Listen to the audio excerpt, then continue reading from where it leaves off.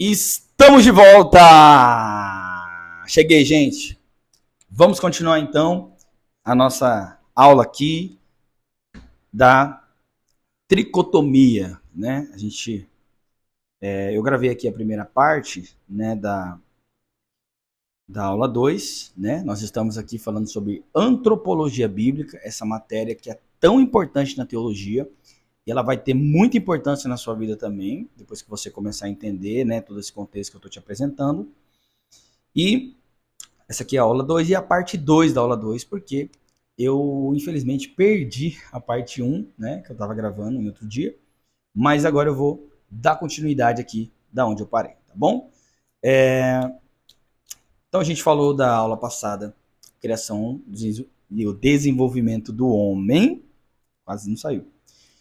E agora a natureza do homem, espírito, alma e corpo. Então, como eu disse então no primeiro vídeo, a sua matéria de corpo, né? Para que ela foi criada, o que serve, né? E dentro ainda da área, né, do corpo, eu estava falando ali na aula passada sobre Romanos 12, né? E eu quero ler com você, então, você que ainda não anotou aí no seu caderninho de anotação, vou pedir para que você anote, tá bom? Romanos, no capítulo 12, versículo 1, porque tem uma revelação de Deus profunda nesse texto. Esses dias eu estava falando para Laura aqui, os cientistas, sei lá, esses caras da NASA aí, eles vão ter que passar muito tempo da vida deles estudando sobre Paulo, sobre o que esse cara tinha dentro dele, que ele era um cara tão de Deus, sabe? O que Deus fez dentro dele, e não só um homem de Deus como ele era, mas um cara também com revelações bíblicas muito, muito profundas. É o que eu vou ler com vocês agora, tá? Ainda sobre a área do seu corpo, ok? Romanos, capítulo 12, verso 1, tá? A gente conhece bastante Romanos 12, 2, né? Que é mudança de mente, né? Sobre a boa, perfeita e agradável vontade de Deus. Mas aqui em Romanos 12, 1, tem uma revelação muito forte sobre o seu corpo, sobre a sua área corporal. Olha só. Portanto, irmãos, eu rogo-lhes, pelas misericórdias de Deus, que se ofereçam em sacrifício vivo. As versões mais antigas vão dizer, ofereçam o seu corpo como sacrifício vivo e agradável a Deus. Este é o culto racional de vocês. Gente, olha só, que revelação profunda isso aqui. Eu vou explicar para você com calma. Eu estou falando para você sobre espírito, alma e corpo. Então eu quis começar pelo corpo, para depois a gente falar da alma, para enfim a gente falar do espírito, que é já o final de tudo. Olha só, o seu corpo, o apóstolo Paulo está dizendo o seguinte: ofereçam o seu corpo em sacrifício vivo. Aí alguém vai dizer, mas como que eu vou oferecer o meu corpo em sacrifício vivo? Será que é eu me entregando para Deus, trabalhando na obra, fazendo culto, ganhando almas? Isso é também uma entrega muito boa, sabe? Porém, é mais profunda a entrega que o apóstolo apresenta aqui. Ó, acompanha aí na sua Bíblia, deixa a sua Bíblia aberta e vai anotando. Pelas misericórdias de Deus, que ofereçam o seu corpo em sacrifício vivo. Aí ele vai explicar que sacrifício é esse. Ó, santo e agradável a Deus. Este é o culto racional de vocês. Então perceba uma coisa, né? Como eu disse na outra aula ali. Às vezes as pessoas elas não pegam o sentido real do texto da palavra, sabe? E elas vão fazendo ali pensamentos daquilo que ela acredita que seja, ela vai fazendo, ela vai criando ali, né? Igual as pessoas pegam, né? Como eu disse na aula passada, no vídeo passado, elas pegam somente essa parte de o culto racional. Nosso culto tem que ser racional. E tudo bem, eu disse já que eu concordo com isso. Mas o que Paulo está dizendo, na profundidade do texto, fazendo uma análise dele, é que o seu corpo, em santidade, ele é um culto de adoração a Deus. Gente, isso aqui é muito forte. Então, pensa comigo. Quando você luta para viver uma vida de santidade, sabe? Você tem vontades, você tem desejos, sabe? Você luta contra tudo isso ali e tal. Quando você vence, que você consegue viver uma vida com Deus sem pecado, sem engano e tal, ali você cai, depois você levanta e você se arrepende, você vai de novo. O apóstolo Paulo está dizendo que isso é um culto racional entregue a Deus. Então, o culto não é somente quando você vai para a igreja, quando você participa do culto ali em si, quando você louva, né, quando recebe uma palavra. Isso também é um bom culto. Mas um culto poderoso é o seu corpo como sacrifício vivo a Deus sendo entregue. Então, olha só, a relação de Deus com a área corporal do homem. Por quê? Se você for para pensar, isso aqui é muito forte. Por quê? Você vai entender que o seu corpo, ele tem necessidades. Você é uma pessoa que você tem vontades, você tem desejos, você tem sonhos, né? Você tem projetos, você tem ali, né, muita coisa dentro de você. Quando você luta contra isso e você se entrega a Deus, você está dizendo para Deus: o Senhor é maior na minha vida do que desejo, do que vontade, do que tudo mais. Por exemplo, jejum, né?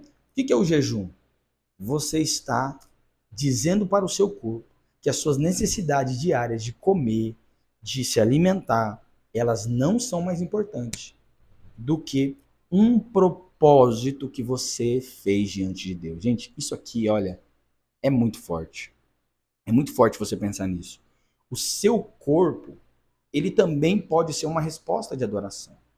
Você pode adorar a Deus também pelo seu espírito, pela sua alma, mas o seu corpo também é uma adoração. Quando você entrega a Deus ali, sabe? Uma vida de santidade, uma vida de renúncia. E o próprio Deus sabe que não é fácil para você. Mas quando você se oferece como sacrifício vivo, olha o que Paulo está dizendo. Este é o culto racional de vocês. Aí vem o versículo 2, que esse aqui também, olha, é monstro. Essa aula aqui, ó, a gente podia inteiro, eu vou mostrar para vocês, inteira fazer ela, corpo, alma e espírito, só em Romanos 12. De tanta revelação que Paulo teve sobre Romanos 12. De tanta revelação que Paulo teve sobre corpo, alma e espírito. Olha só, Romanos 12, 1 fala do corpo. Agora, Romanos 12, 2 vai falar da alma, certo? Então, a gente entra na área da alma. A alma, a sede das minhas emoções, tá? Se você já anotou no outro vídeo, anota mais uma vez. Tomando um monstro aqui para a aula ficar melhor. A alma, né? A sede das minhas emoções. Olha só. Olha como que Paulo é profundo. Romanos 12, 1 ele está falando do corpo. Agora, Romanos 12, 2 ele fala da alma. Gente, isso aqui é muito forte. Ó, quando ele termina de falar sobre o seu culto, seu corpo em santidade é um culto de adoração a Deus. Fechou. Aí vem o versículo 2, que é também uma revelação muito profunda, que infelizmente as pessoas entendem errado esse texto, traduzem errado. Olha aqui. Não se amoldem ao padrão desse mundo, certo? Mas transformai-vos pela renovação do vosso entendimento, ou vossa mente, depende da sua tradução, para que sejam capazes de experimentar a boa, perfeita e agradável vontade de Deus. Então olha só que top isso aqui para você entender agora e matar a charada. Vamos com calma. Não se amoldem ao padrão desse mundo. Dá um pause aí. O que a pessoa entende quando ela lê isso aqui? E principalmente antigamente o povo fazia muito isso. Olha aí, viu? Esse povo tá fazendo tatuagem, tá igual o mundo. Olha aí, ó. Esse povo tá. Essas irmãs estão colocando calça igual as irmãs do mundo. Estão entrando no padrão do mundo. Não, não, não, não, não. Não é isso que o texto está dizendo. Não é sobre aparência. É comportamental. Olha aqui. Não se amodem ao padrão desse mundo. É um padrão comportamental. O que Paulo está dizendo é uma carta para Roma, que Roma estava a sede da ser vergonhice. Homem com homem, mulher com mulher, no meio das praças, no meio das festas, César mesmo, que era o deus dos romanos, ele era homem, mas era mulher também. Ele tinha relacionamento com 5 pessoas ao mesmo tempo, com 10, com um animal, com tudo. O que Paulo está dizendo é, vocês agora são o povo de Deus. Então no versículo 1, é para você entregar o seu corpo de santidade a Deus. Isso é um culto poderoso. No versículo 2, eu estou dizendo para você que se você não mudar a sua mentalidade e não se comportar diferente desse mundo, você não vai conseguir viver a boa, a perfeita e agradável vontade de Deus. Não se amolde ao padrão desse mundo, ou seja, não se comportem como eles. Exatamente, não é sobre a pessoa que ela veste. É lógico que a roupa do cristão ela é diferente da roupa do mundo. Você não se veste com sensualidade, você ora para que o Espírito Santo te guie naquilo que você vai vestir. Isso é óbvio. Porém, o que Paulo está dizendo é o seguinte: o comportamento de vocês tem que ser diferente deles. Eles são da libertinagem, eles são das drogas, eles são das festas desregradas, eles são das bebidas. Vocês não. E agora ele entra na área da alma. Por quê? Porque se você pegar essa palavra aqui, ó, renovação da sua mente ou entendimento, dependendo da tradução, essas palavras elas são sinônimos. O significado é o mesmo. O original é alma.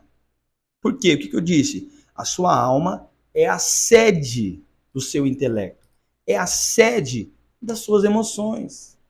Então o que Paulo está dizendo é, não adianta você só mudar o corpo, você precisa mudar a alma, ser curado na alma, ser liberto na alma, mudar o estilo de comportamento. E isso se muda, ó, na mente, na alma, tá bom? Sempre quando você vê a palavra mente, pode ligar a alma, é a mesma coisa, entende? Então olha só, eu disse que essa aula aqui é uma aula muito importante, porque essa aula aqui, gente, esse estudo aqui, foi o estudo que mudou a história da minha vida. Foi o estudo que me libertou das cadeias espirituais, das cadeias emocionais, de tudo que eu vivia. Por quê? Eu era uma pessoa que eu não sabia em relação à cura da alma. Entende? Então, assim, se você for ver na questão do espírito, da alma e do corpo, nós já vamos chegar no espírito, estamos na alma agora.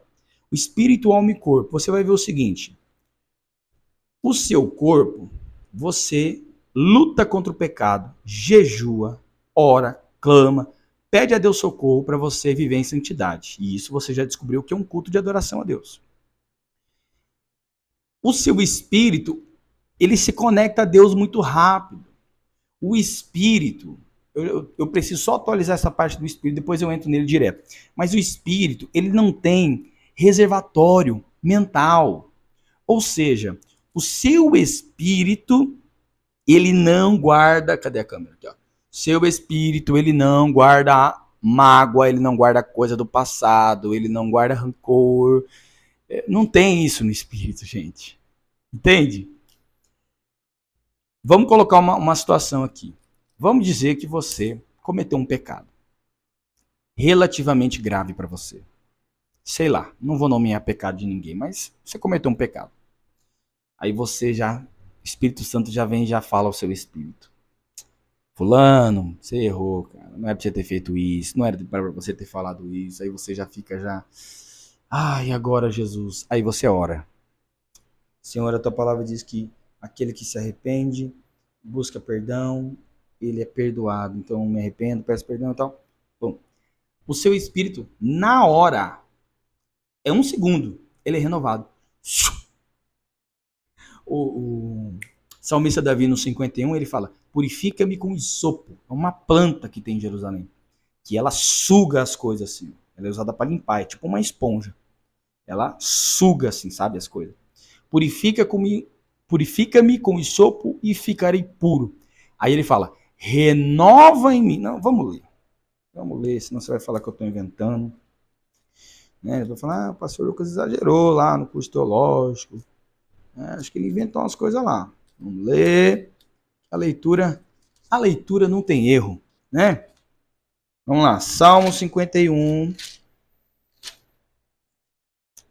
Aqui, ó. 51, versículo 10. Esse aqui foi outro cara que recebeu muita revelação profunda também, vou te mostrar. Davi. Olha, esse aqui é o salmo que ele escreveu depois que ele caiu em adultério, mandou matar lá o esposo da mulher, só fez coisa errada.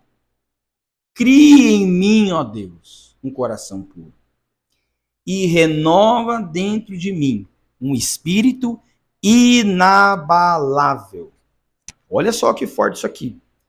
O que o espírito, então, o que acontece com o espírito quando eu oro, quando eu clamo, quando eu peço socorro a Deus? Ele é renovado, restaurado, sabe? É você pegar um computador e você apagar tudo que tem nele e começar do zero. Esse é o espírito. É por isso que você pode ver que tem gente, às vezes você fala: meu Deus, mas aquela pessoa ela faz tanta coisa errada, ela é usada por Deus, ela tem dom, ela é cheia do espírito e tal. O que acontece? O espírito, ele tem uma ligação mais fácil com Deus, entende? Mas a alma não. A alma precisa de cura, a alma precisa de perdão, a alma precisa de renovação. Gente, esse material que você está recebendo aqui, nessa escola, isso aqui vai te ajudar para o resto da sua vida, você não tem noção. Isso aqui que eu demorei anos para aprender, eu sofri na pele, sabe? E quando eu fui no encontro com Deus, eu passei no encontro em novembro de 2017. Quando eu fui para o encontro com Deus, eu já entendia de área espiritual. Então, relativamente falando, do meu espírito, eu fazia aquilo que era para fazer, certo? Que é o que as pessoas dizem, ó, tem que orar, vai para o espírito, tem que jejuar, move a carne e o espírito, tem que se preparar, tem que se encher, é o espírito. Mas a alma, ela precisa de cura, ela precisa, sabe, de visitação do espírito. A sua alma ela precisa de momentos com a sua família. A sua alma ela precisa de pessoas perto de você. A sua alma, que é a mesma coisa da sua mente, ela vem para o reservatório da sua mente e ela guarda palavras. Então é a sua alma, a sua mente que precisa de elogio, de palavras de afirmação. Ela precisa se sentir segura, é diferente do espírito.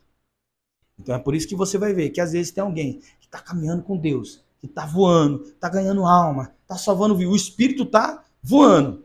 E de repente essa pessoa sofre ali algo ali dentro do espírito dela que ela não imaginava que ia sofrer. Uma perseguição, uma luta, sei lá, alguma coisa do tipo. Do nada, essa pessoa larga tudo, ela abandona a família, porque ela não tratou da alma. A cura na alma é um processo. Vocês sabem disso, quem trabalha na visão celular sabe o que eu estou falando. É de muita oração, é um processo de muito perdão, é um processo de ressignificação das coisas. Você precisa fazer isso, sabe?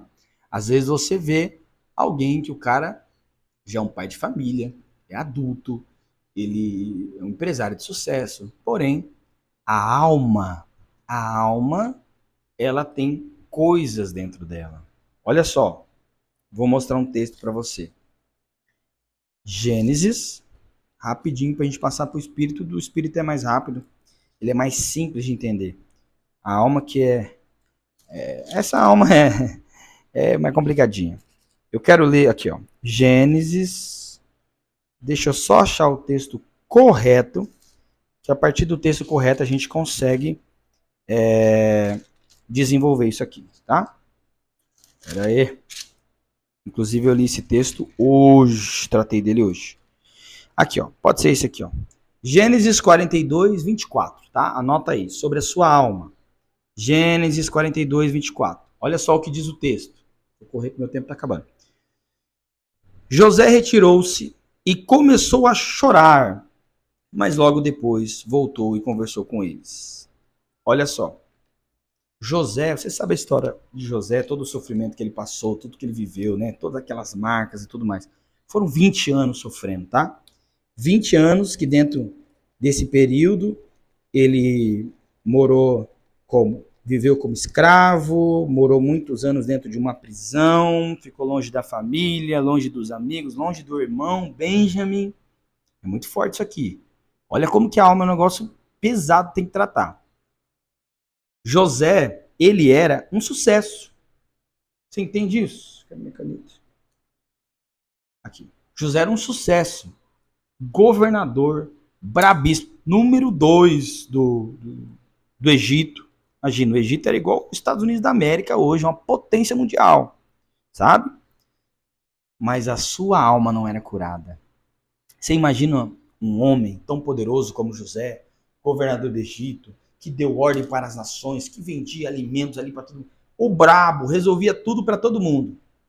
Esse mesmo cara, quando encontrou os irmãos dele, 20 anos depois, chorou igual uma criança. Chorou. Saía do lugar e chorava. Desesperado, aí voltava. Limpava o rosto. Deixa eu voltar aqui. Porque os assuntos da alma dele não estavam resolvidos. Então, deixa eu te falar uma coisa. Você pode ser um sucesso financeiro. Você pode ser o maior empresário, sua família pode ser mais linda, você pode... Até o ministério, você pode estourar, você pode bombar. Mas se você não resolver os problemas da alma, uma hora esses problemas vão vir sobre você. Por isso que eu tô falando tanto da alma, tanto, porque é muito, muito sério. Você quer ver uma coisa? Depois você pesquisa no Google o significado dos nomes dos filhos de Benjamim. Lembra quem era Benjamim? O filho mais novo de José. De Jacó. O irmão mais novo de José. A Bíblia mesmo vai dizer que eles eram muito juntos, eles eram grudados.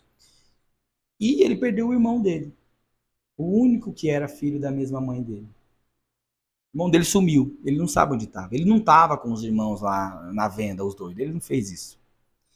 Porém, a falta de José causou um mal tão grande em Benjamin que esse menino nunca mais foi o mesmo. Depois pesquisa o significado dos nomes dos filhos de Benjamin. Todos, eu disse todos tinham ligação com a ferida na alma dele. Todos. Sabe como era o significado dos nomes dos filhos de Benjamin? Sinto falta do meu irmão. Onde está o meu irmão? Eu amo meu irmão. Minha vida não é a mesma. Todos têm significado. Porque eles tinham ligação íntima com as feridas na alma dele. Bom? Eu quero dizer para você, em nome de Jesus, essa aula aqui também é uma aula muito espiritual. Para que você resolva áreas de cura.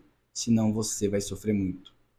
Você pode até desenvolver o seu corpo, o seu espírito, mas a sua alma vai te atrapalhar. Eu vejo muitos pais e mães que não são curados na alma. Eles ferem seus filhos. Tem um testemunho de um pastor que eu conheço, que ele foi muito abandonado na infância, sofreu muito. E um dia ele foi na escola do filho dele, ele viu o filho dele sozinho na mesa. Ele chegou lá desesperado, disse: filho, você tá bem, filho? Você foi abandonado pelos amigos, não sei o quê. Aí o filho dele olhou e falou: pai, o que tá acontecendo? Eu tô bem, Jesus tá aqui comigo. Aquilo ali deu um choque nele, ele travou e ele começou a perceber que ele estava passando as feridas dele para os filhos dele.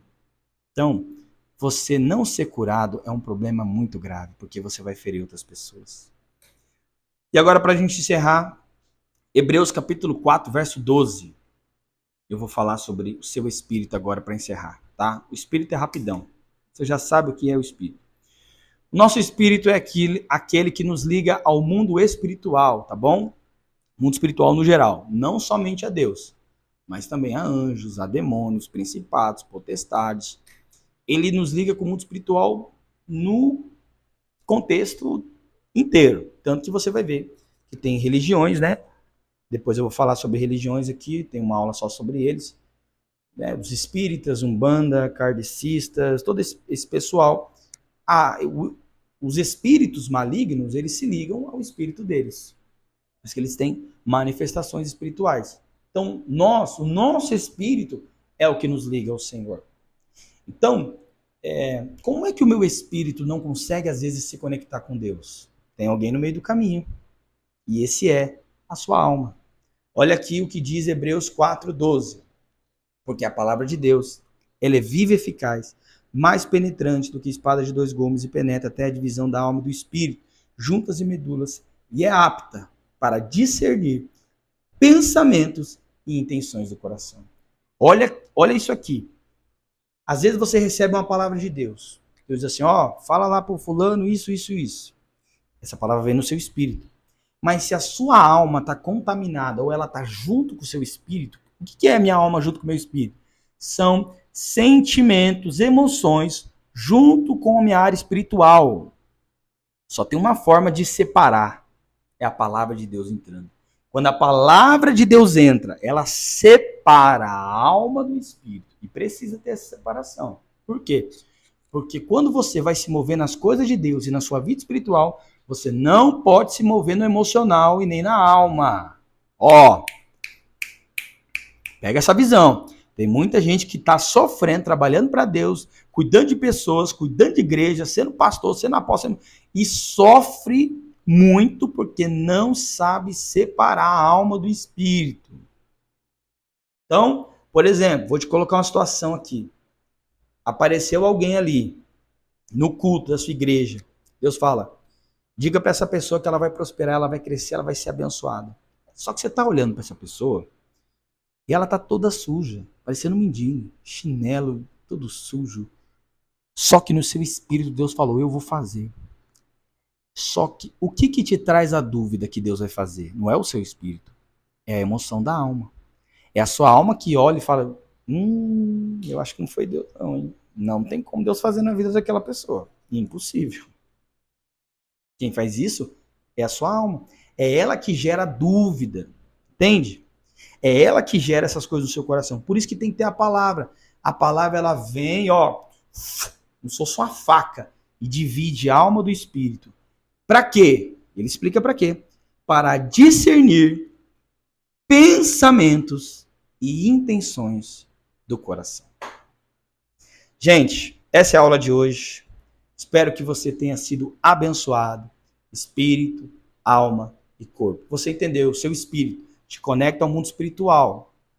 Te conecta às coisas de Deus. Sua alma te conecta às suas emoções. E são elas que te atrapalham ou às vezes até pode te ajudar no seu ministério. E o seu corpo, em santidade, pode ser um culto de adoração a Deus. Ou pode ser um sacrifício errado. Tá bom? Gente, estou muito feliz com a sua participação. Anota aí o que você está aprendendo, o que você está gostando, anota os textos, me manda no Instagram, me manda lá no grupo aqui que a gente tem aqui da escola, tá bom? E até a próxima aula. Deixa eu ver aqui a próxima aula, já para você se preparar. Meu Deus, a dignidade do homem. Gente, esse tema é top, você nem imagina. Às vezes só olha o nome e fala, deve ser nada demais. Esse tema é muito bom, a dignidade do homem. Deus te abençoe e até lá.